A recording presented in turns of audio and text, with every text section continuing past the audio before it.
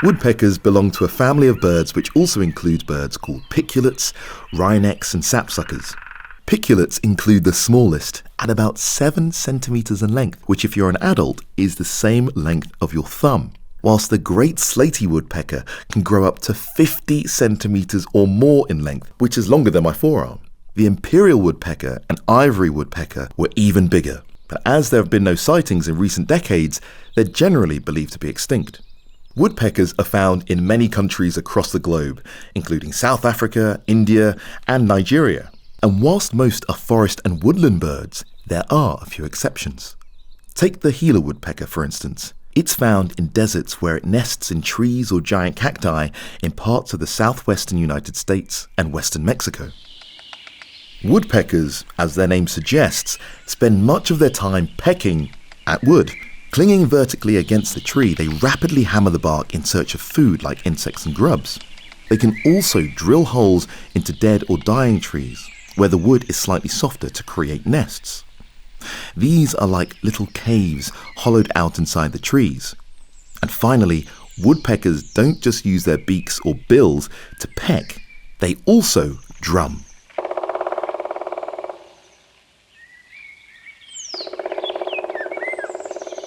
They drum to communicate with other woodpeckers, to stake their claim to territories, and to attract a mate. To get the best, loudest sound, they need something with really good resonant qualities.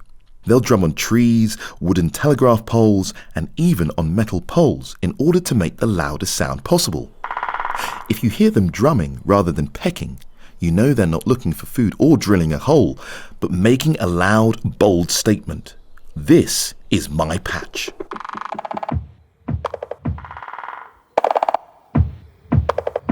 So, how do they do all of this? Well, as you'd expect, they have strong chisel-shaped bills, which are very good for drilling into wood.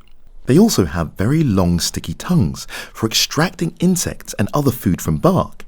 Their stiff tail and grasping toes help to keep them secure on tree trunks. But the key is the way they can bash their head against a tree up to 22 times a second, which is ridiculously fast, without doing themselves any damage. Imagine the mess you'd make if you try that yourself. So, you need to understand something called G-force. This is a gravitational force that acts on objects as they move through space. We particularly feel it when we increase our speed or decrease our speed. G-force is helpfully measured in G's. The more G's there are, the stronger the force. And we can only take so much of it. So that plane taking off is just under 2 G's. That's fine. A very fast roller coaster would very briefly max out at around 5 to 6 G's, which is roughly what a Formula 1 driver would experience when they slam on the brakes really hard. It's complicated and depends a bit on where the force is applied and for how long, but basically humans tend to pass out if they experience 6 G's for a sustained period of time. But we can handle sudden impacts to the head of about 80 G's before getting concussed. Well, a woodpecker's head experiences around 1,200 G's as it drums on a tree. That is beyond impressive. How does it do it? Well, in order to withstand over 1,000 times the force of gravity, a woodpecker's skull is designed to absorb shock and minimize damage. A bit like a sponge, the skull can compress and expand. The bone that surrounds the brain is thick and spongy and packed with something called trabeculae, which are a bit like microscopic plates. And this forms a tightly woven mesh which provides support and protection and stops low-frequency vibrations from passing through. It's essentially armor for the brain. Woodpeckers also have a highly adapted hyoid bone. In humans, the hyoid serves as an anchor for the tongue. It's tucked away at the root of the tongue, in front of the neck, between the lower jaw and the voice box. In woodpeckers, this solid, springy, bony support is much longer and forms a loop around the entire skull, which acts as a safety belt for the brain. The brain itself is small and smooth and held in a tight space, so it doesn't move around too much, unlike our brain, which is surrounded by fluid. When the woodpecker's brain does collide with the skull, the force of this impact is spread out over a larger area. This makes them far more resistant to concussion. A woodpecker's beak also helps prevent trauma. It's extremely strong and doesn't fracture or bend. So let's just recap. We now know that woodpeckers have 4 shock-absorbing features. The first is a hard but elastic beak. The second is the hyoid, a springy tongue-supporting structure that extends behind the skull. Third, an area of spongy bone in its skull. And finally, a skull design which suppresses vibration. So it should come as no surprise that woodpeckers and their shock-absorbing capabilities have attracted a lot of interest.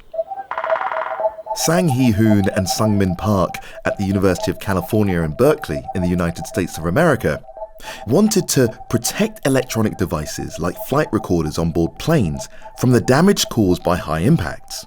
They studied video and CT scans of the head and neck of the golden-fronted woodpecker to identify the areas that absorb mechanical shock. They used these as a blueprint to build a mechanical shock-absorbing system to protect microelectronics that works in a similar way to the woodpecker's skull. They started out with a cylindrical steel metal enclosure, which mimicked the beak.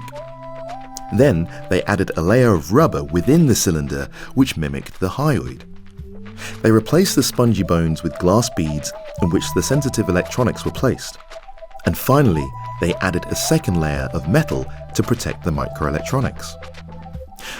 Hoon and Park then placed their system inside a bullet and used an airgun to fire it at an aluminium wall. In their tests, the electronics were protected against shocks of up to 60,000 Gs. Today's flight recorders can only withstand shocks of about 1,000 Gs, so the design could offer much greater protection.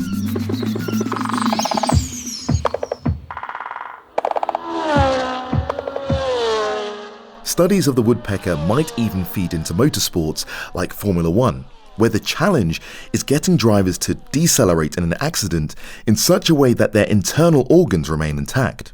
I'm obsessed with Formula 1, and I remember watching Fernando Alonso's horrifying crash in Melbourne, Australia in 2016. His car made contact with another one at 305 kilometers an hour and then barrel rolled through the air before crashing into the barriers. He experienced 3 high G decelerations, one at 45 G, one at 46, and a final 20 G load for good measure. Miraculously, thanks to neck and head support systems, sophisticated seatbelts, and a cleverly designed cockpit, he was able to walk away with his life. The hope is that newer and even better ideas may come about from this area of research. If you're enjoying this video, make sure you hit that like button. Liking the video does wonders for the channel and helps to spread this video to more people just like you. And if you're a fan of nature-inspired solutions and success stories like this one, 30 Animals That Made Us Smarter the book might just be for you. Check out the link in the description to order your copy now. All right, let's get back to the episode. But away from the racing track and back on the public roads, the woodpecker has inspired a keen cyclist. Aniruddha Surubi was riding his bike through London, England, when he had an accident. He was wearing a helmet at the time, but it cracked and he was rushed to hospital with concussion. At the time of the accident, Surubi was doing a master's degree in design at the Royal College of Art and was looking for a project for his final year. Suddenly, he had his answer: design a better bike helmet. Once again, it was the woodpecker that came to the rescue. Surubi was particularly interested in the hyoid bone and how it wrapped around and over the top of the skull like a natural seatbelt. And then there was the flexible spongy cartilage which acts as a shock absorber against repeated blows. He began building versions of his design using different materials, starting with glass, then rubber, and ending up with cardboard. After hundreds of lab tests of each material, he finally settled on cardboard. But this wasn't just any old cardboard. He designed a special dual-density cardboard with an internal honeycomb structure. To construct the liner, he laser-cut ribs out of honeycomb cardboard and assembled them into an interlocking helmet-shaped lattice. The lattice was designed with more give, more flexibility than the commonly used polystyrene foam liner, so that the flex would soften the blow, and air pockets inside each individual rib would absorb the impact as well. all with the aim of offering better protection to the head of the person wearing the helmet. In lab tests, the cranium liner, as he called it, not only performed well at absorbing force, but because the liner was 90% air, it was also light and recyclable too. Surubi has since worked with a number of people to bring the liners and the helmet to market. So, next time you hear a woodpecker drumming, just think how this bird's headbanging has inspired designs to make the world a safer place. If you enjoyed this video, make sure you hit that subscribe button and head to the comment section to share the ingenious ideas that you've come across too. For our offers and much more, head to the episode description below. And if you're looking for more great content, then check out this next video. Thanks for watching.